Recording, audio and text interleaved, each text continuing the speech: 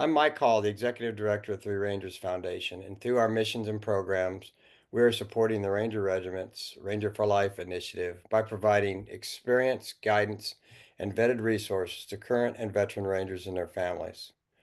We support the 75th Ranger Regiment's Ranger for Life programs by providing benchmark transition assistance to current and veteran Rangers. We maintain transition counselors at each Ranger Battalion offering timely and personalized support in the regiment's transition Big Five, which are mentorship and networking, education, financial wellness, VA benefits, and holistic fitness and wellness. Central to our approach is our extensive mentorship program, leveraging a network of 10,000 formal and informal former 75th Rangers to enhance opportunities and ensure Rangers thrive in their post-military lives. These meaningful relationships allow both mentors and mentees to stay connected to the Ranger community and benefit from shared experiences and guidance. Transition is a lifelong event. Today, we're going to hear experiences and mentor advice from Ranger Network mentor Jason Eaves, one of our most active mentors, uh, on consulting, a hot subject with many, many Rangers. Jason, it's great to catch up with you. Thanks for all you do giving back. Why don't we start with you telling us a little about your military career and what you've done since you've gotten out? Sure. So I came in the Army as a second lieutenant in 2008. Uh, did two tours to Afghanistan with the 101st, and then came to 1st Ranger Battalion 2012 through 2014. I was the medical operations officer at 1st Ranger Battalion. Did three trips there and came back, took command of a dental activity, which was quite a change from 1st Ranger Battalion. It was about like 6 or 7 dental clinics with mostly civilian, uh, GS civilians and contractors. So decided that wasn't for me. Got out in 2016 and moved up here where I am now to Chicago. Started out in a sales role at a very small company where I had no idea what the company actually did. It just said risk management consulting, and it was the highest paid job that I got a job offer on. So I said, I'll take this. I'll figure it out when I get there. So moved up here to Chicago.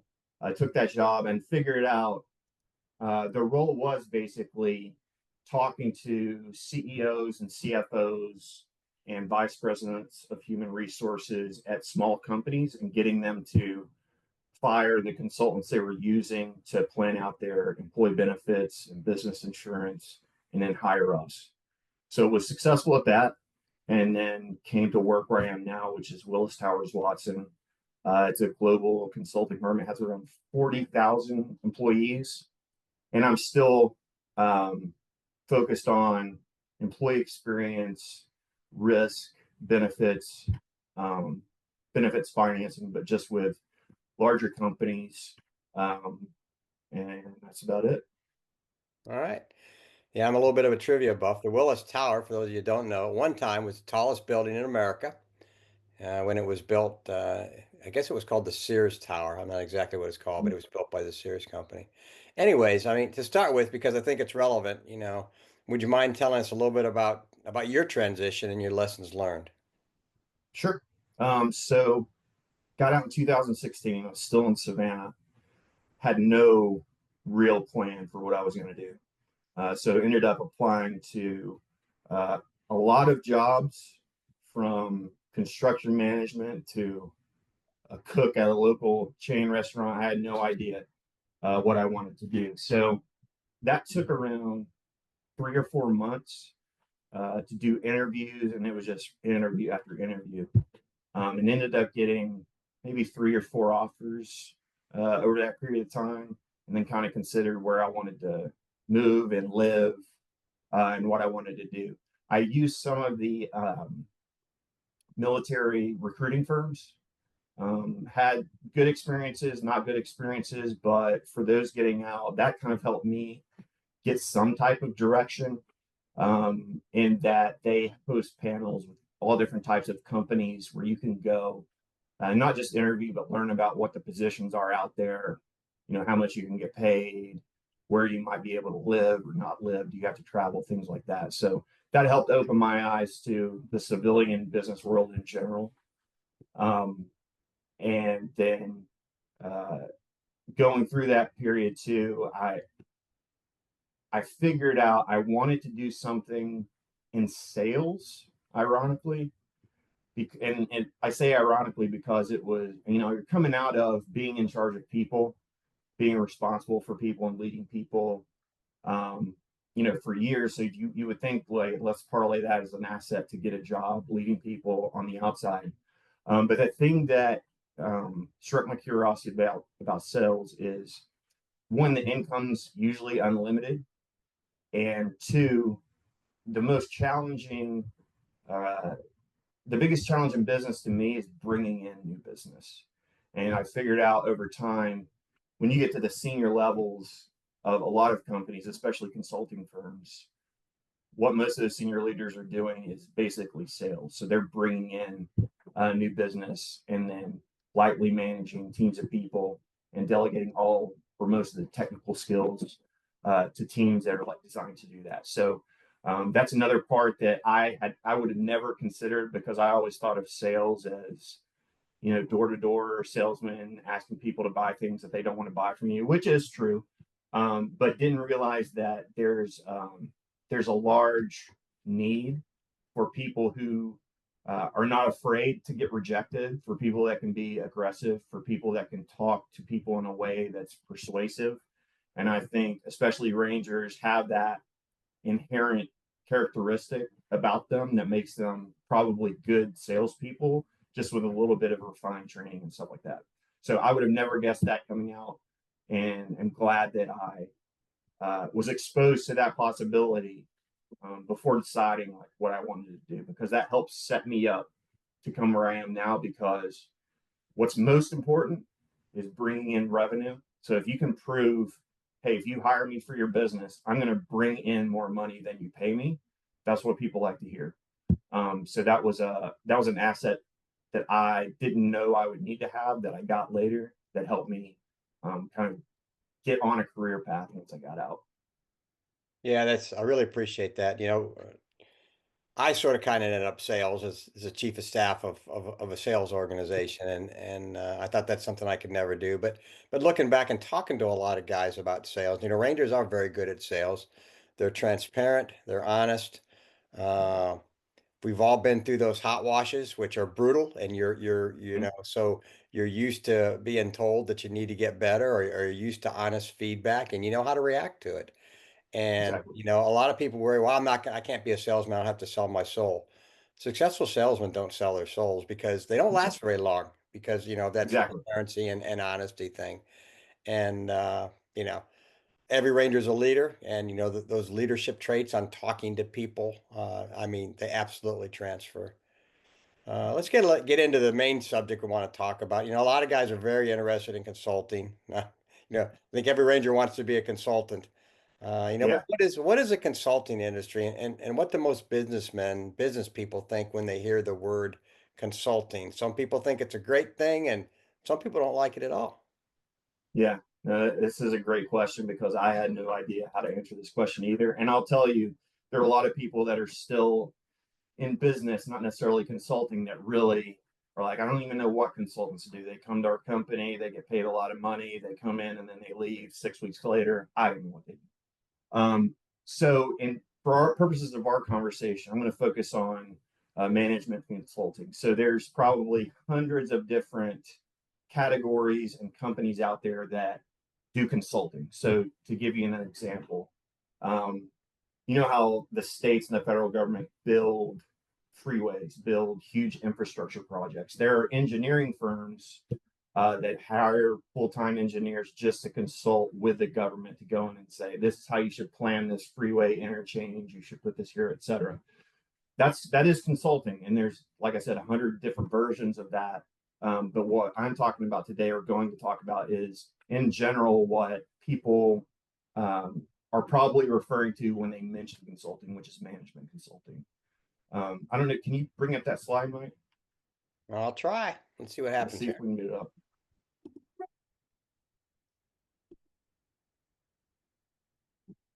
Perfect. Let's move it around a little bit. Okay. Perfect. So I made this to one help myself to remember what I wanted to communicate, and also just to give people a point of reference on the landscape of what's out there as you're looking at consulting and different consulting firms. This is like these are the big players in global management consulting. And when I say global, I mean truly global, that have offices in like 180 countries, and they work with companies all over the world. Um, so to start top left, the global competitors at the very top, which would be like the most elite uh, management consulting firms, you have McKinsey, Boston Consulting Group, and Bain. And then adjacent to those firms, you have Ernst & Young, EY, PricewaterhouseCoopers, Deloitte, and KPMG. So EY, PwC, Deloitte, and KPMG are generally known as accounting firms or audit firms. But what I didn't know is all of these companies do all different types of consulting. They're huge companies, and they usually have practices within the company that are devoted to either certain problem sets or certain industries. So if you were to Google, you know, KPMG, you're going to see a lot about accounting. That doesn't necessarily mean that that's all they do, and that's all the opportunities that are there. Um, in risk and human capital, which is just a fancy way of saying human resources and like human resources adjacent topics and challenges. Mercer, Aon, and then Willis Towers Watson are the three biggest globally, and they're oriented more towards investments like pension investments for companies, risks, not just business insurance, but hey, if we're gonna build a nuclear submarine, how are we going to insure this? What risk controls and risk mitigations do we need to put in place? Which again is very similar to what Rangers do. You know, every time they go out, it's hey, what are the contingencies? How are we going to react if this happens? It's dedicated. Uh, it's a dedicated and focused role on those things, and then human capital is just benefits, compensation, job structures, how you organize people within the company to be most efficient. And then the other big one I came up or put up here, uh, tech, I would add Accenture and IBM. So, and that goes across the spectrum of IT. So it may just be information technology security, and maybe cloud operations for businesses. Businesses may have purchased a huge enterprise software program, and they'll hire IBM or Accenture to send people in to help tailor make whatever software program, tailor it to what the company's needs are. And again, those are the big ones, and then not below those, but adjacent to them, because I don't want to say that they're lesser firms. They're just a little bit smaller. You can, Grant Thornton, Cognizant, Kearney, and all these other logos you see here are some of the big ones that I just picked out based on either I've worked alongside them in the past, or they're well known as being big consulting firms.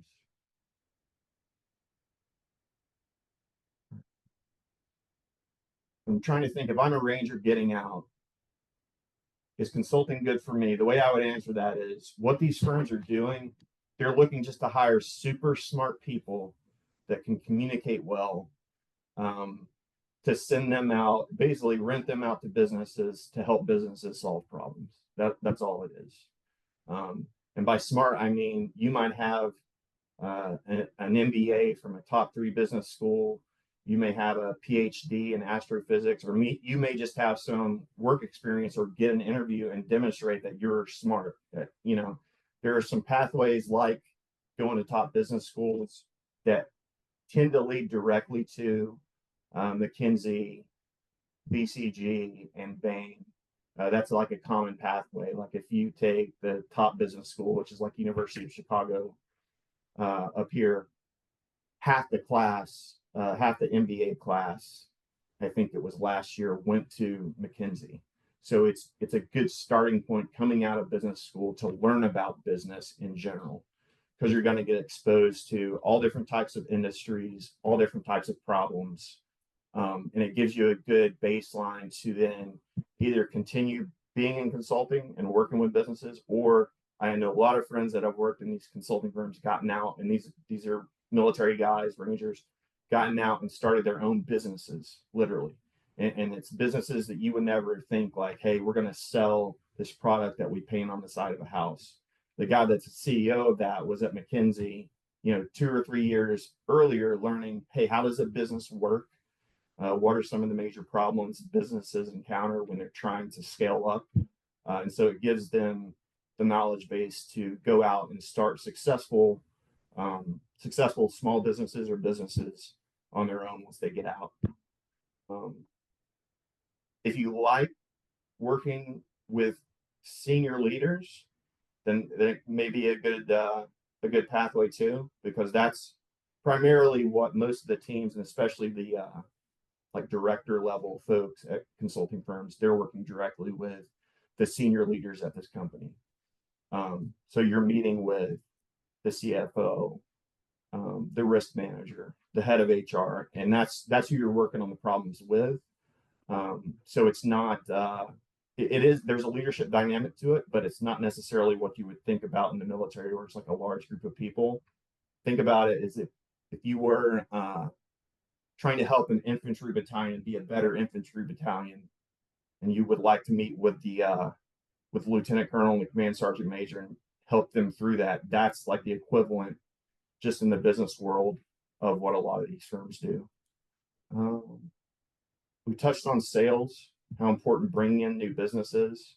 Uh, One thing that I didn't realize is the senior people at these consulting firms, they have a sales target. They really are salespeople in a way.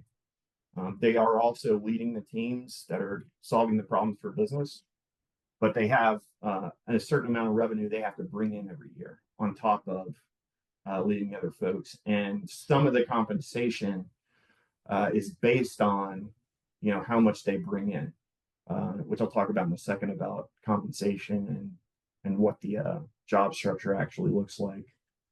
Um, Similarities, talked on the type of people they're looking for. There are broad areas of business that some of these focus on that others don't. So let me give you an example. Boston Consulting Group may have an entire practice that's devoted to the oil and gas industry. So if you're on that team, what that day to day looks like would be probably traveling 3 out of 4 weeks a month and going on site to headquarters of an oil and gas company, working with their senior leaders to accomplish whatever the project is. So a lot of the work is like that. It's project based. There's a lot of travel involved. So that's one variation. Not all are like that. Some may just be focused on problems general to all businesses. So it doesn't matter if it's oil and gas or tech or healthcare. And some of those roles are totally remote, and some don't require a lot of travel at all and give you a good bit of autonomy. Where if you have a family, or just in general, if you like to run your own schedule and say, I want to determine, when and how I'm going to accomplish the goal, as long as I accomplish the goal, there are opportunities to do that as well in some of these. As far as compensation and job structure, if you're applying to get in, there's always like the analyst role that people start in. That's kind of like a default level where all people start in the industry. But then having an MBA can give you a leg up to start somewhere more in the middle. I will say that the difficult part in getting hired of all these is just getting an interview, because they'll get 40,000 resumes a year.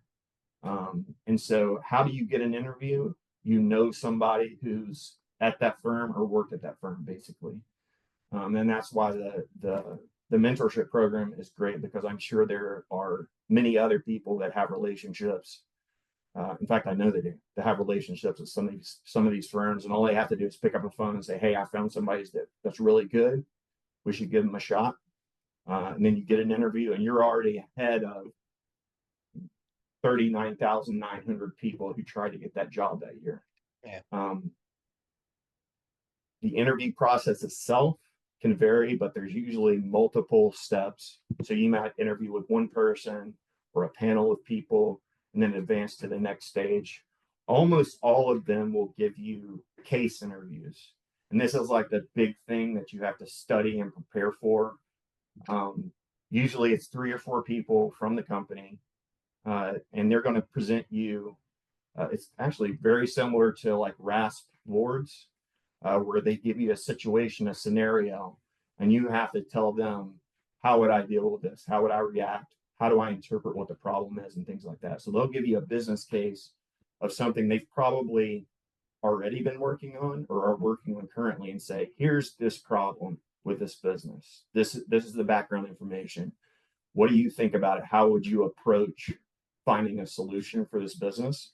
And depending on how that goes, that's usually the decision point of yes, no, hire this person or not. So that case interview prep is the other big piece that I didn't know about, other than getting the interview and then doing the case prep for the interview to get hired. Those are like the two major components on the outside that I wasn't aware of until I started. Compensation and consultants are kind of notoriously paid well. The pay structure varies, and most firms work like this. You start wherever you start.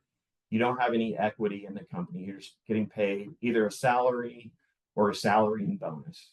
So let's say you get $100,000 a year, and then if you or your team brings in X amount of new revenue that year, you'll get, you know, 5% of your base salary or 20% of your base salary.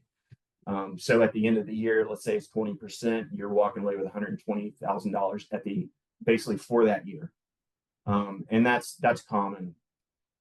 Once you progress into different roles up the ladder, there are equity partnerships. Basically, it's a partnership model where if I've been in this firm long enough, I've proven myself.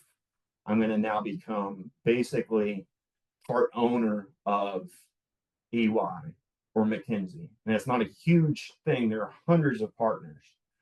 Um, but the partnership model spreads the ownership and the equity of the profits each year among the partners.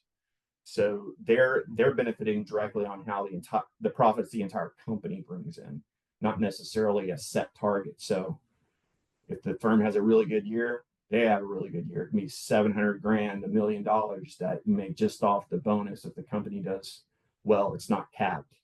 Um, that's a very difficult stage to get to in and of itself.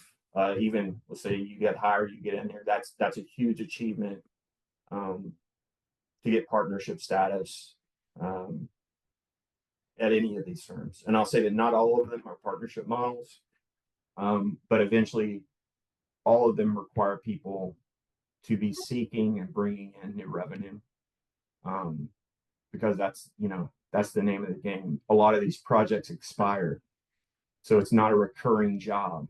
You're really hopping. It's almost like if you were going out mowing grass, you got to find new people to cut their grass if you want to make more money. And the same thing in this, you got to go out and seek out new business and get new projects and new work to keep revenue flowing in and to keep people busy, which none of these really have any problem doing.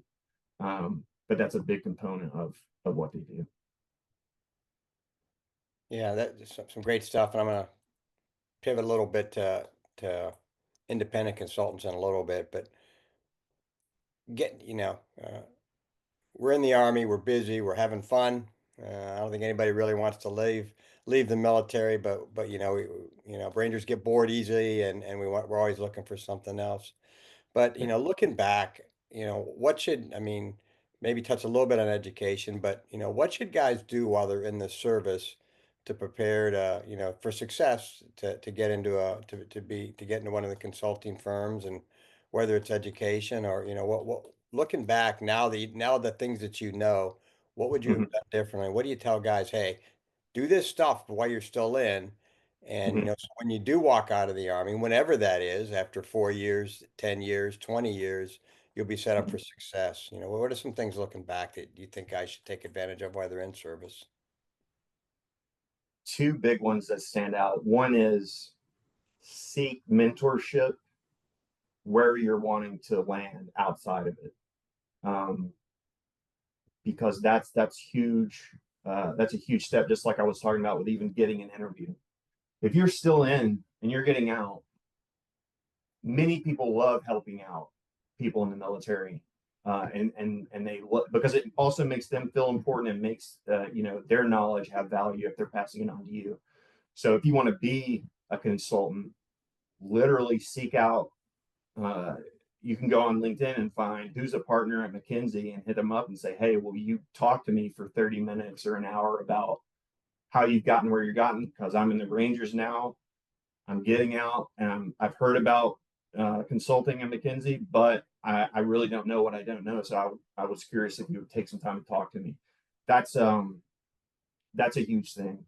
And it doesn't have to be like a cold call approach like that. It could be through one of the Ranger mentors and a person that they know. So you have a warm introduction. Like, let's say I know somebody at this other firm that you're interested in. We just do coordination between me and that person and pass you off. So networking and establishing relationships is probably the first. Second is an MBA. I wasn't in a position to go back to school when I got out. But if I could go back, what I would have done is build the strongest application packet possible and try to get into like one of the top 5 MBA programs. If I don't get into any of those, maybe not pursue it. But if I do get into them, definitely pursue it. The thing I didn't understand was they're looking for diversity in these classes, and diversity doesn't always mean like color of your skin or nationality and things like this. I can't tell you how many friends I have that got out from Ranger Regiment and got into the best law school in the country, the best business school in the country. I would have never guessed that.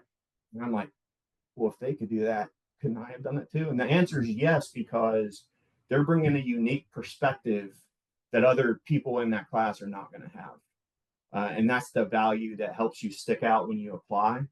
Um, because the admissions people are looking like, oh, this guy is kind of interesting. He's been to Afghanistan. He's lived with people like this. He solved these types of problems. This will be good to throw into like the Northwestern MBA class of 2027. And so that's the inherent value that I think I didn't realize that I had, and I think a lot of people don't realize that they have, coming out of not just the military, but out of special operations and the Ranger Regiment. So I would put together a strong packet, and it doesn't necessarily have to be an MBA program. Um, that's just the most common route. Essentially, you just want to aim for top schools that some of these firms recruit out of. Some of them are just common knowledge, or like Ivy League schools, but not all of them are. And you can look up data on, hey, McKinsey hires from which schools, and it'll show the top 5 and the demographics and the percentages to help you kind of hone in on where you may want to go and what you may want to do. So those are 2 things: meet people, get a top, get a degree from a top school. Yeah, I'm glad you brought that up too. So many guys write themselves off on, top schools or whether they're capable of getting an MBA at all. But, we obviously, when guys get out, they go 2 routes. They want to go to work or they want to go to school. And the networking still applies. I mean, you think, well, only reason I graduated high school was I was able to keep my GPA up just high enough so I could play football. And then I joined the army. Exactly. And you think, Yeah. my GPA, they're not going to take me. But you talk to guys that are in the school and they go, oh, okay, yeah, that was me too, but but here at Columbia or Emory, you know, what they're Yeah. looking for is, okay, how can you show that that was, you can overcome that. You can take this class or that class or whatever, and it compensates, for that, or sometimes even your GRE scores or whatever, Hmm. they're looking for. There's ways around that, but you have to talk to people that are in those programs to understand the way to be successful. So yeah, it's sort of, I look at it, because we help guys do that, and I mean, most everybody gets accepted. They'll put Yeah. in 6 schools, and they'll get accepted to 5 and waitlisted on number 6, and so it's a Mhm. matter of that. But and then it's also understanding, what kind of MBA program is best for you, your family situation or whatever, and is doing it online just as good as going to Harvard Business School? Well, it depends what you want to do. At the end of the day, you can probably still get there, but you know, the top MBA schools is, I think it goes back to what you said. I mean, where do the top consulting companies recruit from? And they recruit from them because it's a large base. It's a proven success. It's Yeah. networking. You're around people Exactly. that are successful, but getting through college is a lot of time management. And if you got out of the army as an automatic rifleman, yeah, you don't realize how much you really understand about time Hmm. management and how much ahead of everybody else out there that's Yes. done nothing but go to school. Yeah. Um, is what about veterans? Is there any difference about veterans that suddenly want to get into consulting? I mean, they're still working, they got to provide for their family. Is it a little bit different path? How should they look at it? I mean, maybe they just can't afford to, again, break away and go to an MBA course or whatever. Right. Um, I guess I'll start by saying anything is possible. And I don't mean it like sarcastically. But the thing that I've noticed working in and around different veterans organizations about employment with veterans is time is really an issue, time and family. And by time, I mean if you came in when you're 18 and you get out and you're 23, you have a huge runway to build like a whole new career. If you're like me, come in when you're 21, you get out when you're, let's say, 30, it's a little bit shorter. And so you have to make a decision more quickly than you would when you're 23. If the intention is, I want to build a whole new career, I want to dedicate myself to something and grow in it rather than just kind of bounce around. So, and what I've seen is there's not too many guys like me that are like halfway and get out. They're usually, I did my 3 or 4 years, or I just finished 20 years and I'm getting out. Both of those people are equally qualified and have the equal potential to do either go to get an MBA and work at a consulting firm or not, even after they've been out a few years. But the jobs you may have access to may just be an analyst, may be like a senior associate. And as a former, sergeant major, you may not want to, even though it's consulting, you may not want to go work on a team of, other 25-year-olds and you have like a 32-year-old that's on your ass all the time and you're in that situation thinking, who's this guy knows nothing about life and he's like yelling at me about this PowerPoint report and this Excel thing. And so it's really a matter of um, kind of researching and figuring out what the possibilities are within consulting rather than just is consulting a possibility, because there are there are different opportunities within even each of these firms for people that are veterans that have gotten out and have spent some time outside. As long as the experience is business experience, since you've gotten out of the military, you have a good basis to at least seek out a role in consulting, whether it's with one of the big firms or the hundreds of smaller ones. And we do have a lot of consultants in the Ranger network, and they're very successful.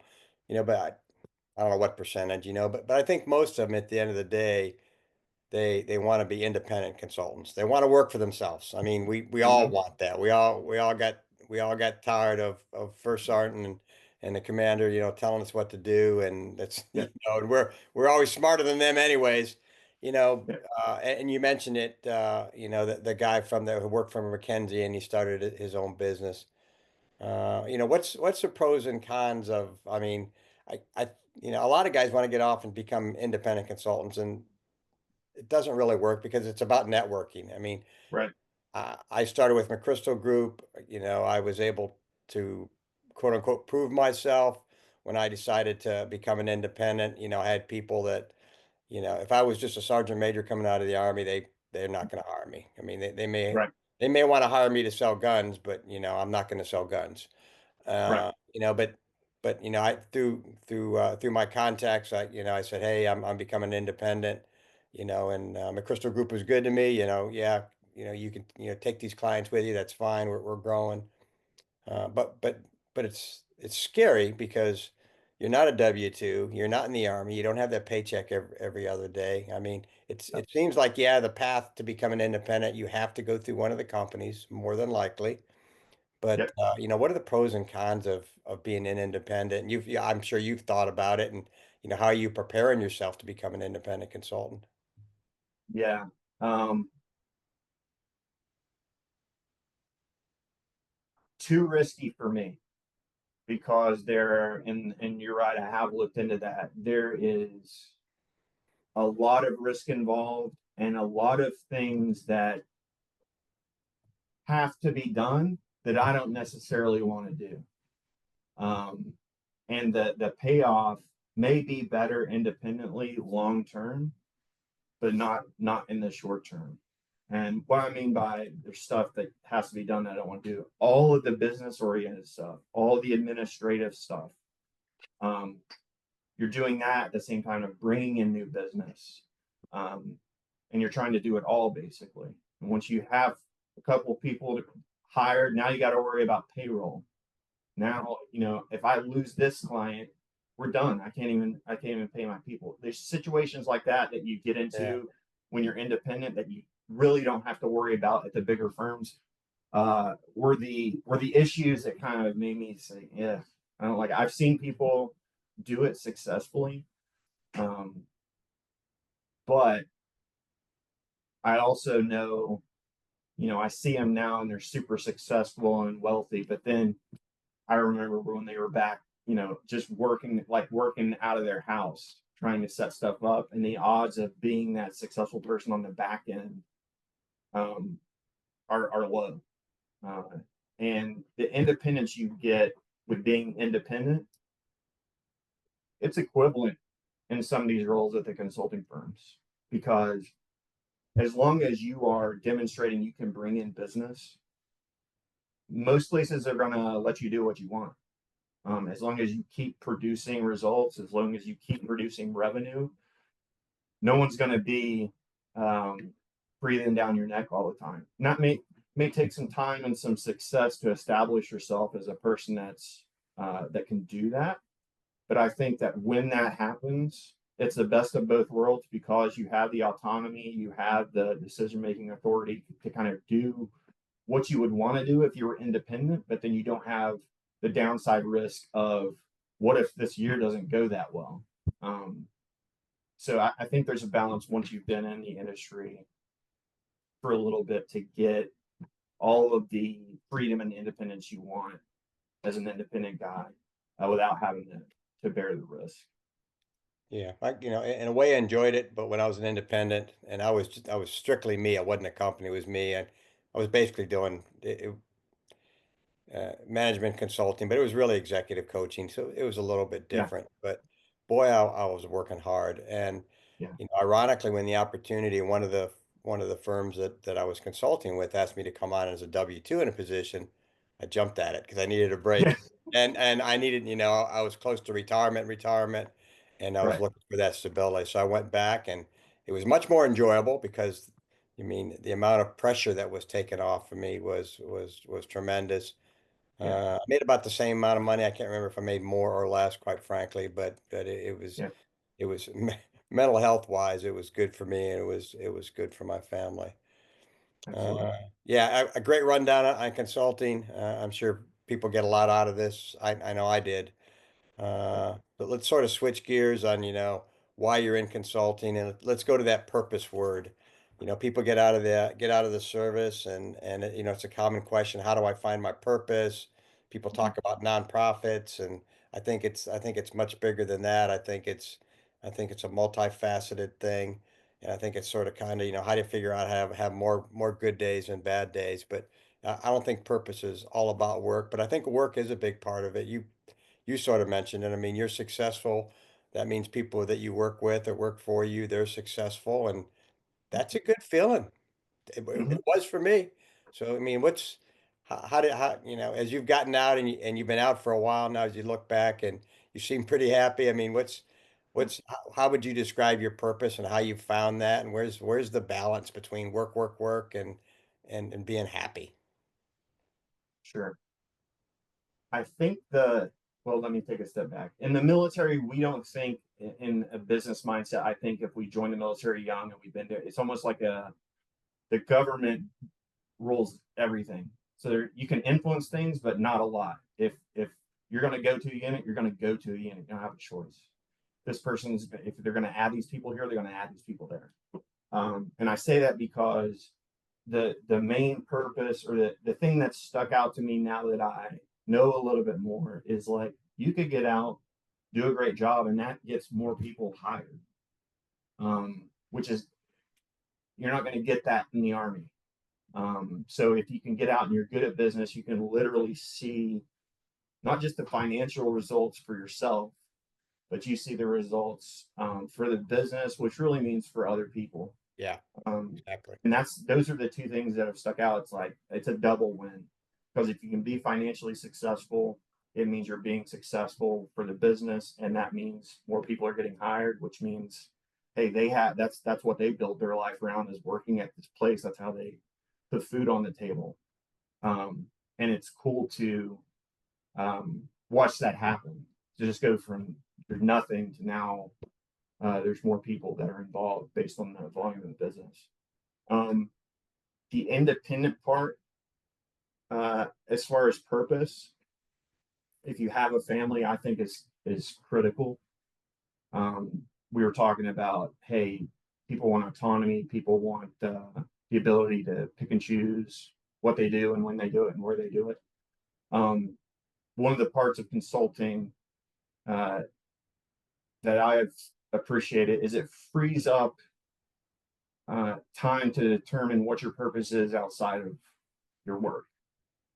Because I was always in the military. That's all there was. Yeah, That was the purpose, 24/7.